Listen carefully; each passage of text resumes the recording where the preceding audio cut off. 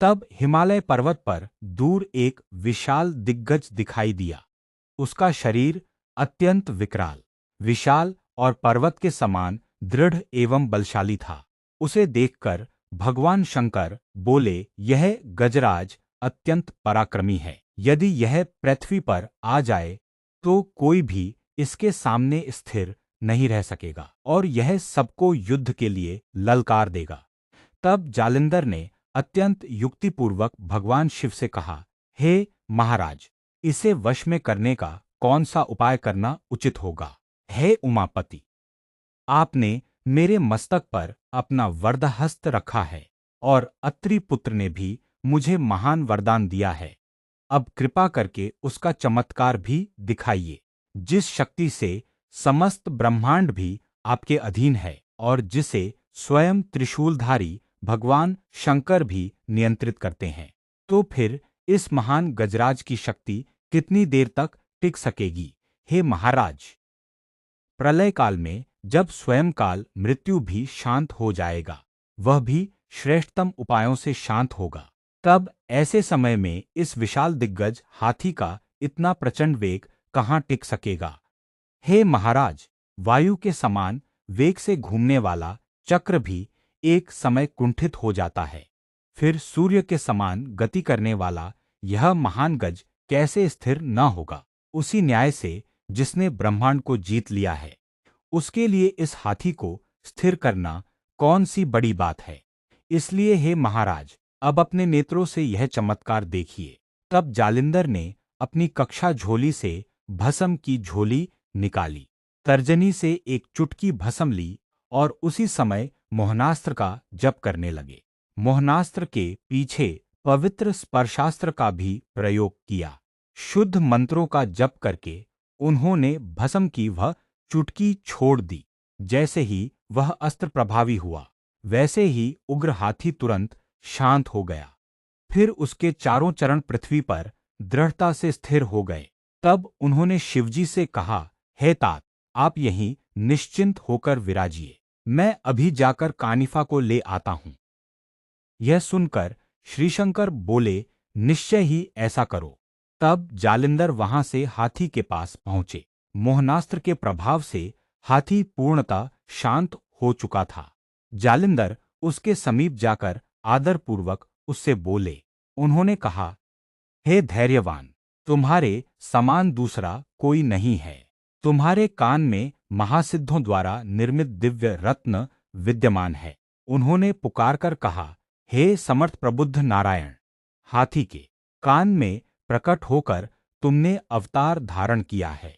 अब शीघ्र ही कान से बाहर आओ। इस शरीर के अनुसार तुम्हारा नाम कर्ण कानिफा होगा। तुम ब्रह्मवीर्य से कान में उत्पन्न हुए हो, इसलिए तुम्हारा नाम कानिफा होगा। हे सर्वज्ञ स्वरूप, अब प्रत्यक्ष हो जाओ।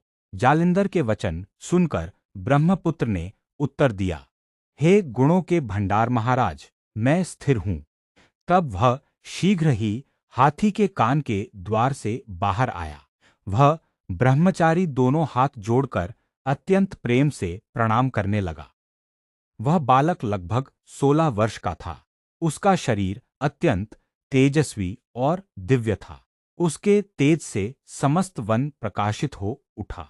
तब जालिंदर ने उसका हाथ पकड़कर उसे हाथी के कान से नीचे उतारा। बड़े प्रेम और स्नेह से उसे अपने कंधे पर बैठाकर शिवजी के पास ले आए।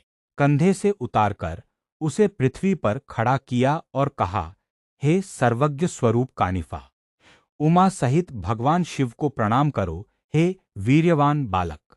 तब कानिफा ने पहले अपने जनक के समान उपस्थित गुरुजनों को प्रणाम किया, फिर शीघ्र ही आदरपूर्वक सबको नमस्कार कर धन्य हुआ।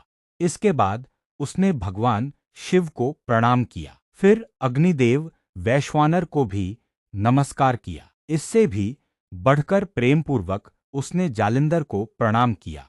तब भगवान शिव ने अत्यंत स्नेह से उसे अपनी भुजाओं में भर लिया और उस बालक कर्णकानिफा को अपनी गोद में बैठा लिया। शिवजी ने अत्यंत प्रेम से उसका लालन पालन करते हुए उसे चूमा और जालिंदर से कहा, इस बालक को मेरा अनुग्रह प्रदान करो।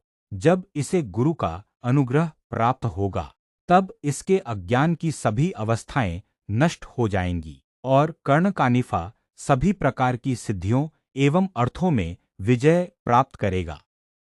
जिस प्रकार सूर्य के उदय होते ही अंधकार का नाश हो जाता है, उसी प्रकार यह बालक संसार के लोगों का कल्याण करने वाला बने।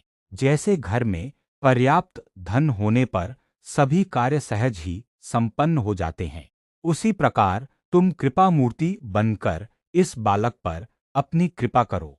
आदिनाथ के ये वचन सुनकर जालिंदर ने सिर झुकाकर स्वीकार किया।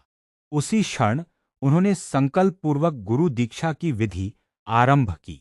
उन्होंने तन, मन, धन, शरीर और वाणी सब कुछ समर्पित कर दिया तथा सभी दुर्गुणों का त्याग किया। निष्काम और सच्चे संकल्प के साथ उन्होंने गुरुराज को प्रणाम किया। तब चंद्रमौली शिव ने वरदहस्त रखकर उसके कान में मंत्रों की दिव्य माला का उपदेश दिया। उसी क्षण उसके भीतर का समस्त अज्ञान रूपी अंधकार नष्ट हो गया। जैसे अंधेरी रात में दीपक जलते ही घोर अंधकार मिट जाता है, उसी प्रकार मंत्र बीज के प्रभाव से उसके अज्ञान रूपी कीचड़ का पूर्ण नाश हो गया। तब उसे व्यक्त और अव्यक्त समस्त जगत का ज्ञान प्राप्त हुआ। उसने अनुभव किया कि चर और अचर सभी में एक ही परमात्मा का वास है और वही एक स्वरूप सब में विद्यमान है। गुरु के मुख से प्राप्त ब्रह्म दृष्टि द्वारा उसने व्यक्त और अव्यक्त समस्त सृष्टि का रहस्य जान लिया।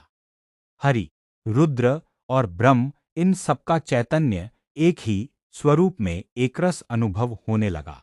इस प्रकार ज्ञान की यह अवस्था प्राप्त होने पर वे चारों वहां से उठे और पृथ्वी पर चलते हुए बद्रिकाश्रम पहुंच गए। तब द्विमूर्धन शिव ने मधुर वचनों में जालिंदर से कहा, दत्तात्रेय ने कानिफा के विषय में जो उपदेश दिया था, अब उसी के अनुसार आचरण करो। ऐसा उपदेश देख और अग्निस्वरूप भगवान अदृश्य हो गए। इसके बाद उमापति भगवान शिव ने 6 महीनों तक कानिफा का संरक्षण और पालन किया। उन 6 महीनों के भीतर भगवान दत्तात्रेय की कृपा से समस्त विद्याओं की धारा कानिफा के अंतःकरण में संचित हो गई। वह समस्त विद्याओं का भंडार बन गया। वह सभी अस्त्र विद्याओं में निपुण हो गया। परंतु संजीवनी अस्त्र और वाताकर्षण अस्त्र का ज्ञान जालिंदर ने अपने संरक्षण में रखा।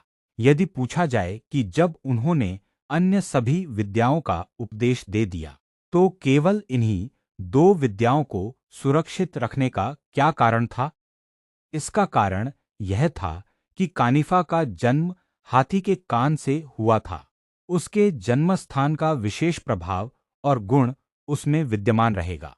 यदि कभी उसके मन में दंभ या अहंकार उत्पन्न हो जाए, तो उसके दुष्परिणाम से बचाने के लिए जालिंदर ने वाताकर्षण और संजीवनी मंत्र रूपी अस्त्रों को अलग सुरक्षित रखा।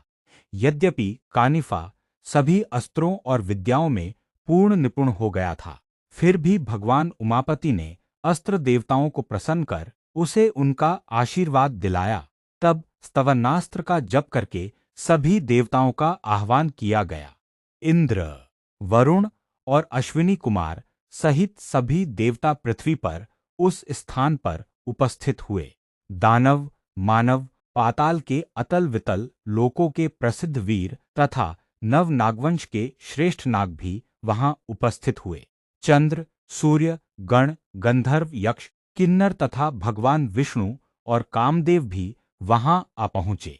गरुड़ सहित पक्षीराज, वानरगण और श्रीराम भी वहां आए। भगवान विष्णु ने अपने 10 अवतारों के दिव्य स्वरूप का दर्शन कराया।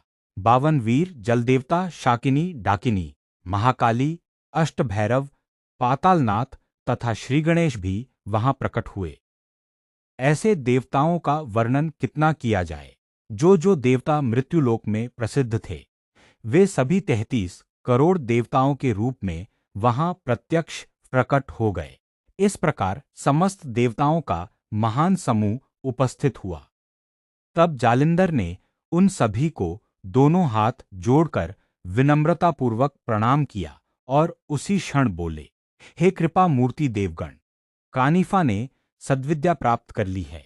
अब आप सभी कृपा करके उसे अपना योग, सामर्थ्य और आशीर्वाद प्रदान करें, ताकि वह लोक कल्याण के कार्य में सफलतापूर्वक प्रवृत्त हो सके। जालिंदर के ये वचन सुनकर सभी देवताओं ने कहा, हे महायोगी, हम सब तुम्हें और कानिफा को अपना वरदान प्रदान करते हैं। सद्विद्या के योग्य जो भी दिव्य शक्ति और कृपा है, वह हम तुम्हें अर्पित करते हैं। देवताओं ने आगे कहा, यह वरदान तुम्हें श्रीपावक अग्निदेव की कृपा, भगवान दत्तात्रेय के अनुग्रह तथा समस्त दिव्य विद्याओं के अधिपति के रूप में प्राप्त हो।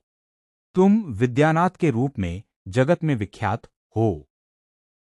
इस प्रकार दोनों पक्षों में वाद विवाद होने पर हमने तुम्हें वरदान दिया था, परंतु आगे एक और कारण से हम यह वरदान प्रकट नहीं करना चाहते।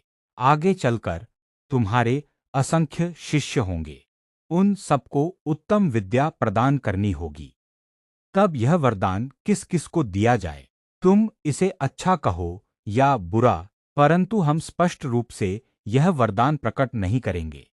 यदि तुम इस बात का आग्रह करोगे तो स्वयं अपने शरीर को दुख दोगे। ऐसा कहकर वे तत्काल अपने विमानों में बैठ गए। यह देखकर जालिंदरनाथ के मन में अत्यंत क्षोभ उत्पन्न हुआ। उन्होंने कहा, मेरा अनादर करके अपने स्थान को जा रहे हैं, अब इन्हें मेरा चमत्कार अपनी आंखों से देखना चाहिए। तब उन्होंने भस्म की एक चुटकी लेकर वातास्त्र का प्रयोग किया। उसके प्रभाव से आकाश में प्रचंड वायु का वेग उत्पन्न हो गया। वह वातास्त्र अत्यंत प्रबल था। उसके प्रकट होते ही भयंकर वायुचक्र उठ खड़ा हुआ और आकाश में सभी देवताओं के विमान उस वायु के वेग से चक्कर खाने लगे। यह देखकर गंधर्वों के नाथ और अन्य सिद्धवीर अपने अपने दिव्य बाण लेकर तैयार हुए। आदिदेव और समस्त देवगण भी युद्ध के लिए सज्ज हो गए।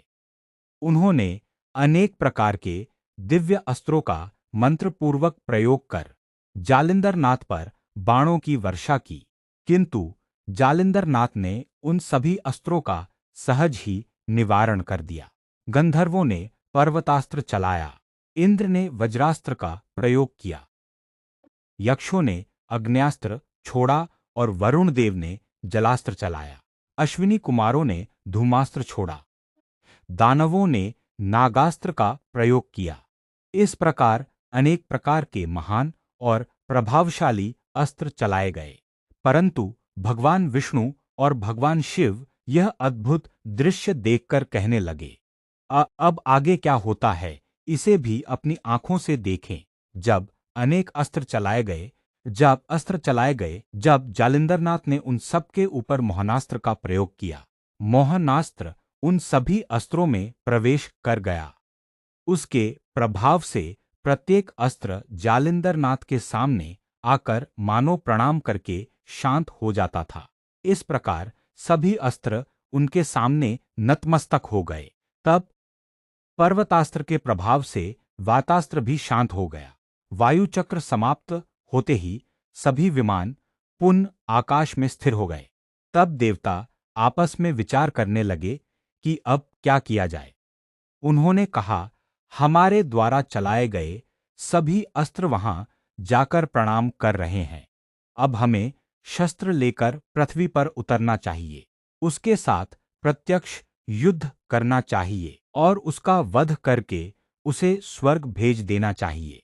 ऐसा निश्चय करके वे सभी अपने अपने विमानों से पृथ्वी पर उतर आए और मुद्गर, फरसा, अंकुश, शक्ति आदि अनेक शस्त्र लेकर जालिंदरनाथ की ओर दौड़े। त्रिशूल, तलवार, भाले, तोमर, फरसा, कटार, गदा, चक्र, बर्छी तथा अनेक प्रकार के युद्धास्त्र लेकर वे सब युद्ध के लिए खड़े हो गए। गुप्ती, भाले और असंख्य प्रकार के प्राणघातक शस्त्र लेकर वे सभी जालिंदरनाथ पर टूट पड़े। उन्हें देखकर जालिंदरनाथ ने कामिनी अस्त्र का प्रयोग किया और उसके साथ पवित्र कामास्त्र भी चलाया। कामिनी अस्त्र के प्रकट होते ही असंख्य अत्यंत तेजस्वी और अद्भुत सुंदर स्त्रियां वहां प्रकट हो गईं और देवताओं के सामने दिखाई देने लगी। वे स्त्रियां ऐसी थी कि उनकी सुंदरता अप्सरा रंभा से भी 100 गुना अधिक थी। उनकी भौहें, नेत्र और कटाक्ष मानो कामदेव के बाण बनकर चल रहे थे। कामास्त्र ने सभी देवताओं के हृदय में प्रवेश कर उन्हें कामभाव से भर दिया। वे सब कामवश होकर उन स्त्रियों के पीछे आकर्षित हो गए। प्रत्येक देवता उन स्त्रियों से विनती करने लगा, परंतु वे स्त्रियां वन की ओर भागने लगी और देवता उनके पीछे दौड़ पड़े। बद्रिकाश्रम में विशाल बद्री बेर के वृक्ष थे, जिनका वर्णन करना भी कठिन है। वे स्त्रियां उन्हीं कांटेदार वृक्षों की ओर दौड़ गईं। वे स्त्रियां कांटों वाले वृक्षों को लांघकर निकल गईं, परंतु देवता उन वृक्षों से लिपटकर ऊपर चढ़ गए। एक एक देवता अलग अलग वृक्षों पर चढ़ गया। वे उन स्त्रियों के पास जाकर उन्हें वश में करने की विनती करने लगे। जब सभी देवता वृक्षों पर चढ़ गए, तब जालिंदरनाथ ने मंत्र पूर्वक स्पर्शास्त्र का प्रयोग किया और भस्म की चुटकी छोड़ दी। स्पर्शास्त्र के प्रभाव से वे सभी स्त्रियां पृथ्वी पर कूदने लगी। उन्हें देखकर देवता भी उनके पीछे पीछे कूदने लगे, परंतु स्पर्शास्त्र के प्रभाव से देवताओं के पैर वृक्षों की शाखाओं से चिपक गए और वे वहीं लटक कर रह गए। उनके पैर ऊपर और सिर नीचे हो गए। उनके मुकुट नीचे से गिर पड़े और उनके केश बिखर गए। वे ऐसे दिखाई देने लगे जैसे किसी वृक्ष पर असंख्य पक्षियों के घोंसले लटके हों या शाखाओं पर बड़े बड़े चमगादड़ उल्टे लटके हों। उन्हें इस प्रकार उल्टा लटका देखकर भगवान शिव और भगवान विष्णु हंसने लगे और बोले, आज बड़ा अद्भुत मनोरंजन हुआ। ऐसा दृश्य कभी देखने को नहीं मिला। बिना मारे ही इनका सारा अभिमान समाप्त हो गया। उधर वे स्त्रियां सभी देवताओं के वस्त्र उतारकर उन्हें नग्न अवस्था में छोड़ गईं। सभी वस्त्र लाकर उन्होंने जालिंदरनाथ के सामने ढेर लगा दिया। तब जालिंदरनाथ ने कानिफनाथ को संकेत करके कुछ कहा। उन्होंने कहा, ये सभी देवता नग्न हो गए हैं, जाओ इन्हें इनके वस्त्र पहनाकर आओ। तब कानिफनाथ एक एक देवता को उसके वस्त्र पहनाने लगे। वस्त्र पहनते समय देवता कहने लगे, अहो, गुरु की लीला बड़ी विलक्षण है। उनके सामर्थ्य ने हमारा सारा अभिमान नष्ट कर दिया। उचित अनुचित का हमें कुछ भी ज्ञान नहीं रहा। जिनकी कीर्ति समस्त ब्रह्मांड में फैली हुई है, वे आज वृक्षों पर इस प्रकार उल्टे लटक रहे हैं।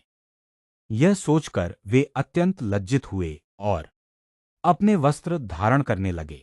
कानिफनाथ बोले, हे देवताओं, मैं गुरुजी से छिपाकर आपको ये वस्त्र पहना रहा हूं, इसलिए कृपया इस घटना का उल्लेख मेरे गुरु जालिंदरनाथ से मत कीजिए। वस्त्र पहन लेने के बाद सभी देवताओं ने दोनों हाथ जोड़कर उनके चरणों में मस्तक रखा और एक एक करके आगे बढ़ने लगे। कानिफनाथ की गुरु भक्ति देखकर देवताओं का हृदय प्रसन्न हो गया। वे अत्यंत संतुष्ट होकर उन्हें वरदान देने के लिए तैयार हुए। देवताओं ने मन में दृढ़ निश्चय किया, जब तक हम जालिंदरनाथ को वरदान नहीं देंगे, तब तक यहां से नहीं जाएंगे। तब प्रसन्न होकर उन्होंने कहा, तुम्हारे पास जितने भी दिव्य अस्त्रों की शक्तियां हैं, वे सब हमारे द्वारा भी सिद्ध और समर्थ रहेंगी। इस प्रकार सभी देवताओं ने कानिफनाथ को वरदान दिया। उसी समय अग्निदेव के पुत्र ने विभक्तास्त्र का प्रयोग किया। विभक्तास्त्र के प्रभाव से सभी देवता वृक्षों के बंधन से मुक्त हो गए। उन्होंने अपने वस्त्र और आभूषण ठीक किए और जालिंदरनाथ के पास आ गए। फिर सबने जालिंदरनाथ को प्रणाम किया और कहा, आपके पुत्र शिष्य को हमने वरदान दिया है कि सभी अस्त्रों का साक्षात ज्ञान और सामर्थ्य उसमें विद्यमान रहेगा। इसके बाद जालिंदर नाथ बोले, आगे चलकर मैं साबरी काव्य की रचना करूंगा। उस कार्य में आप सभी अपनी कृपा और सहायता बनाए रखें। देवताओं ने उत्तर दिया, ऐसा ही होगा। हम तुम्हारे काव्य कार्य में अवश्य सहायता करेंगे। ऐसा कहकर सभी देवता अपने अपने विमानों में बैठकर अपने लोकों को चले गए। इसके बाद भगवान विष्णु, भगवान शिव, कानिफनाथ और जालिंदरनाथ बदरिकाश्रम में ही 3 रात्रियां ठहरे। आगे उस स्थान का विस्तृत वर्णन धुंडीसुत यथाक्रम करेंगे। नरहरि वंश के कवि मालू ऐसा कहते हैं। यह श्री नवनाथ भक्तिसार का 12वां अध्याय है। यह भक्ति रूपी कथा का सार गोरक्षनाथ की महिमा से युक्त और अत्यंत मधुर है। सभी भक्तजन इसे श्रद्धापूर्वक सुने। श्री कृष्णार्पण मस्तु। अध्याय 12 समाप्त। शुभम भवतु।